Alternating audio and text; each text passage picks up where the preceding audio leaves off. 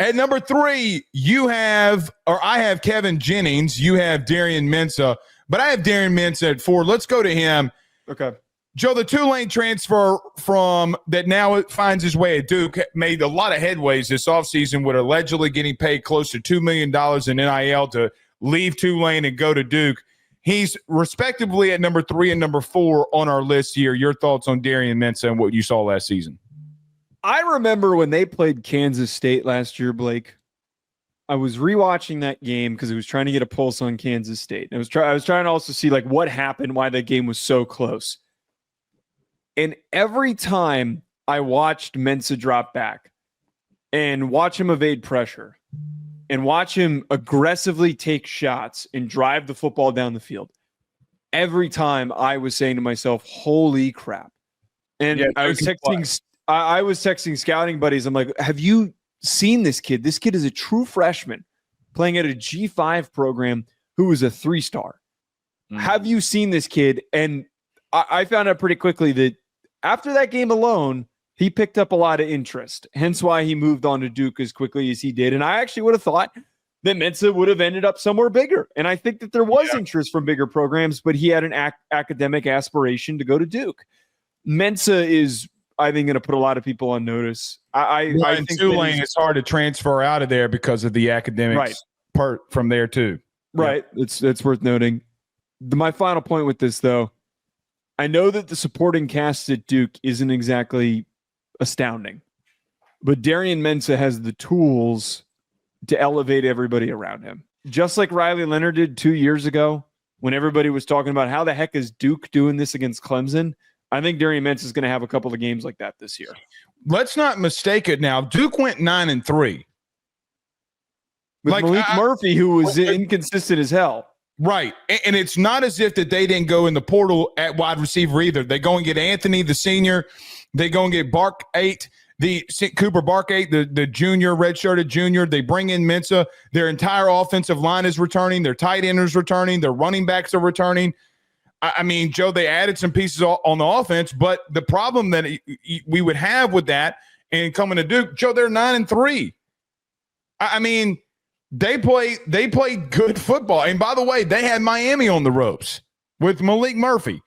In reference to Mensah, look, I think the kid more than exactly what you said about turning heads and what he did last year, Joe, he had to put that entire team on his back because when their head coach left and went to Houston, Willie Fritz, and they rebuilt, he was the stabling force of why they continued to win, why they win that conference, why they continue to do some good things offensively. Look, man, this kid is going to be – he has the potential to be something special.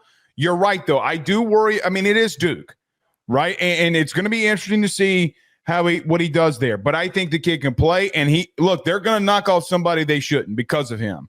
And that's going to be the question. What team? Lowly old Duke. Okay, you better. This kid can play. He is really good, so you better watch out.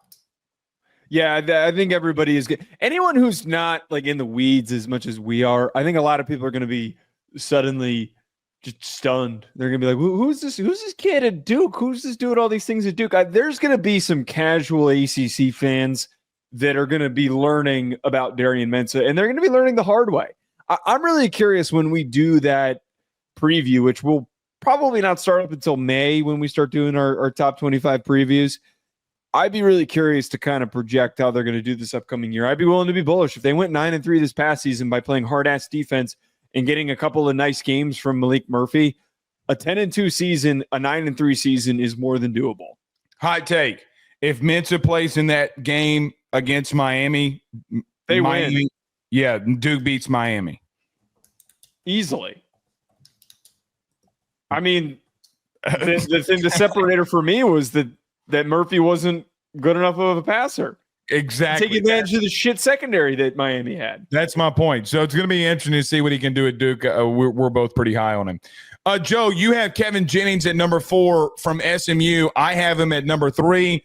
The playoff starting quarterback returns for SMU, a team that did go to the ACC championship game a year ago. Joe, Kevin Jennings did not start the season, but came in, kind of made a name for himself. Your thoughts on what you got for Kevin Jennings? Yeah, I think Kevin Jennings won. Great for him for coming back and understanding that there's an opportunity to capitalize on the momentum to maybe get back to the ACC championship game, maybe get back to the playoff. I think that this team this upcoming year for SMU could be even better because they were going from being a 1 year removed of being a G5 program. Having a little bit more time to develop and recruit at a higher level is going to help set them up. And we've talked about their recruiting efforts. Kevin Jennings, to me, I think is a little close to his ceiling. But he is exactly what teams need from their quarterbacks to win big games. He's a great athlete.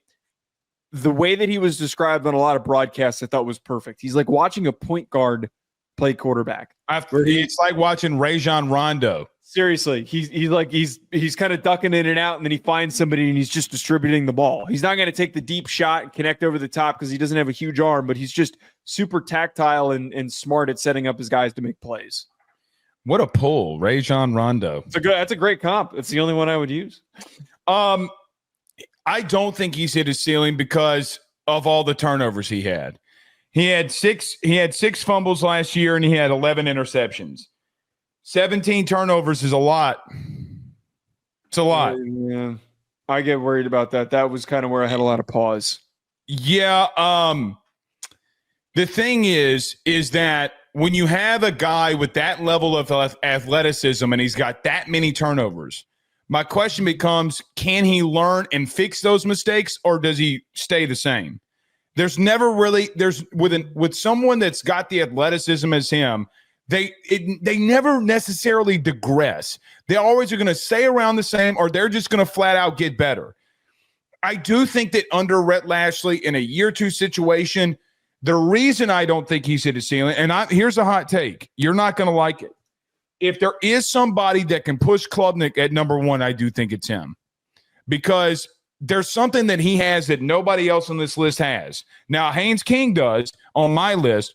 The athleticism part is what would scare me. Because, Joe, if he starts making better decisions, like, hey, look, I got cover two here. I better go through these two options. And if they're not there, I got to get going. Instead of improvising the way that he kept trying to do. Correct. And melting down when it didn't work. Bingo. I felt like I was seeing a quarterback that was trying to make too much inside the pocket happen or trying to make too much happen by throwing the football. Yeah. You got to take off because you have something that not everybody else on that team has.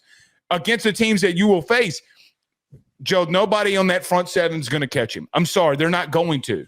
I remember talking to a quarterback who can run really fast 2 years ago. You know what he told me in person? He said, literally, I know that if I hit the edge, that I can make decisions in my mind because I can separate from running away from them. He's got to be able to do that. His clock's got to get quicker. That's why I don't think he's hit a ceiling. If those turnovers come down, brother, SMU's play goes up, and then you start asking the question with the schedule that they have, what can they be here? So, look, Kevin Jennings, I do think that he could do something special. He's got to limit these turnovers, though. So that the turnovers are a big pause point for me, and like I get really worried about a guy when they melt down as bad as he did against Penn State. Yeah, like that was a sobering moment because I really liked Kevin Jennings coming into that game, and then after that I was just blown away in a bad way. I was like, oh my God, this didn't pan out even close to as bad as I thought. It was going to be a rough game, but I didn't think that Kevin Jennings was going to basically be the sole reason for their failure. It wasn't all on him. Their offensive line was getting after him. But the whole thing was a mess, but they were down 21 because he threw 2 pick sixes. He had some of the worst turnovers I've seen all year. Yeah. I hope that he gets better. I think if you get that out of his system and those types of mistakes, but the issue that we have is that a lot of his great performances came against the back end of the ACC. He had a very favorable, easy schedule. So how does he do? Does he just maintain that same level of production and then he gets to the ACC championship game or close again and then fall apart? That's a great question. I think not getting tested hurt him, and not getting tested again could hurt him in 2025. Well, here's the thing I'd say. We gave the excuse for everybody else these last couple of comparisons of being a first-time starter. I mean, you got to give it to him. And by the way, well, but he had played before that though. He had split time. He was a team captain as a backup because he had played and he had contributed. I'm with you, but I mean, I think his circumstance is a little different, but I know what you mean. I do agree that it's a little different. He got sacked 6 times and a half. That's not all on him. And I'd be making stupid decisions too if I'm getting my ass beat. That's what she said. Fair. All right.